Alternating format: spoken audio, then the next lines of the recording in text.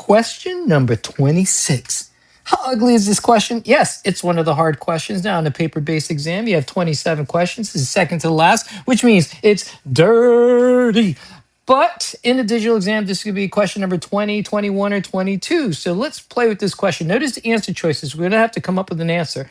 Very teeny tiny answer for A or a bigger answer for D and everything else in between.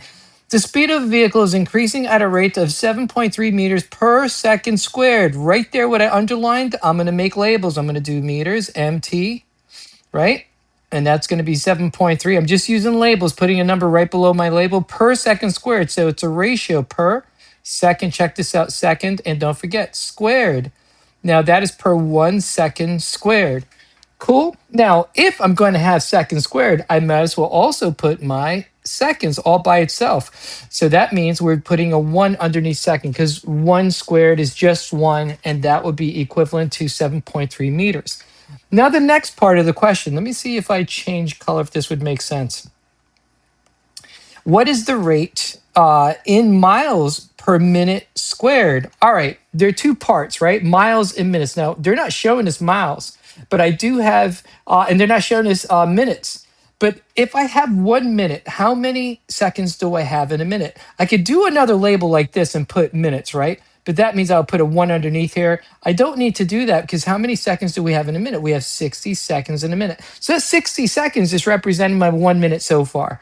Now, remember, we have the second squared. So what's 60 squared equal to? That'll be 3,600. So 60 times 60 is 3,600. So in the second layer, I'm trying to equate everything. So let me put an X right here. So what would that mean for meters? So I can cross multiply and get my answer. So 1x will equal 7.3 times 3,600. And that will equal 26,280. You guys got that? 26,280. So let me stick my 26,280.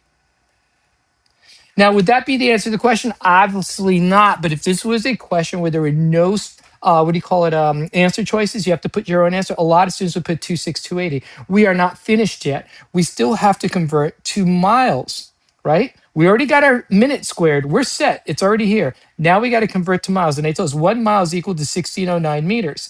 Okay, if 1 mile is equal to 1609 meters, I could put miles here. I'll do ML. Now, you guys would come up with your own way of doing this, but I'm just doing it this way so that you guys can get it. So here we go. 1 mile is equal to 1609. Now, how do I figure out what my number is going to be now when it's seconds squared? So I could just put an X right there and just cross multiply. So that's going to give us, we'll just go step by step. 1609x is equal to 26280. And take a look at your answer. We're going to divide 1609 by both sides. Whoops, horrible writing this. So x equals 26280 divided by 1609 is going to equal 16.33. And this has to be the best answer. And that's it. It's just dealing with conversions. But I love using labels and cross multiplying. I cross multiplied twice. I did it here to figure out my meters. Going to 60 seconds squared or 1 minute squared. And then I cross multiplied here to go from meters to miles. And cross multiplying saves you big time, and especially with super hard questions.